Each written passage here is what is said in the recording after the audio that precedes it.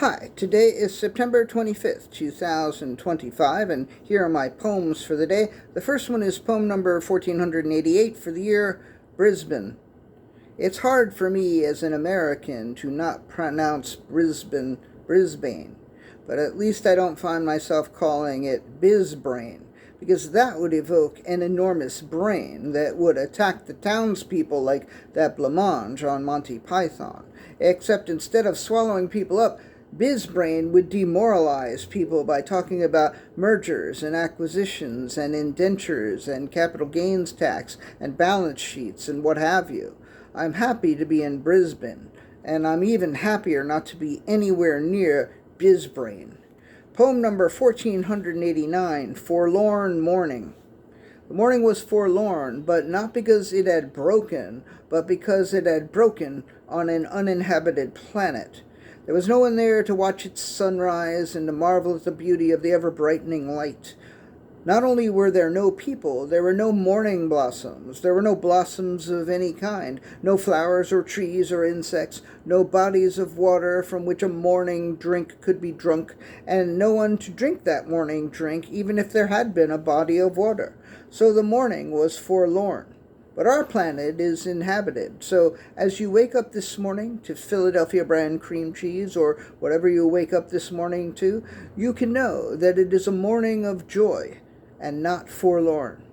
Poem number 1490, A Triumph of Minimalism. Am I the only one who remembers that there used to be a commercial that lasted around 15 seconds of a guy singing, "As you wake up this morning to Philadelphia brand cream cheese"? I mean, you watch that commercial and you think to yourself, as I wake up this morning to Philadelphia brand cream cheese, what? And you're going to wonder what happens when you wake up this morning to the cream cheese, and the only way to find out is to buy the cream cheese and wake up to it, because they tell you nothing. It's up to you to fill in the blanks. Poem number 1491, Jealousy. I'll bet the advertising company who handled the York Peppermint Patty commercials were pretty fucking jealous when they saw the Philadelphia brand cream cheese commercials. They were probably like, we spend all this fucking time trying to describe the sensation of biting into a York Peppermint Patty. We came up with shit like, I get the sensation of cold, crisp morning air against my face as I race towards liftoff, whereas those guys don't even write a complete sentence. Maybe the York Peppermint Patty people had fun writing their ads, and maybe the Philadelphia brand cream cheese people racked their brains and finally gave up.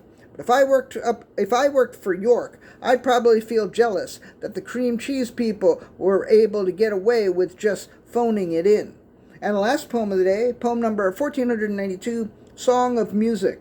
He sang a song of music that sounded nothing like the sound of music, but the hills came alive and became jellified, and they jiggled and danced to his song of music. But soon rocks and boulders began to roll down the living hills, and they threatened to wreak havoc on the lovely little hamlet in the foothills. So the feet of the hills did their stuff and hightailed it over to an unpopulated area, and the singer continued to sing his song of music without anyone suffering even the most minor of injuries.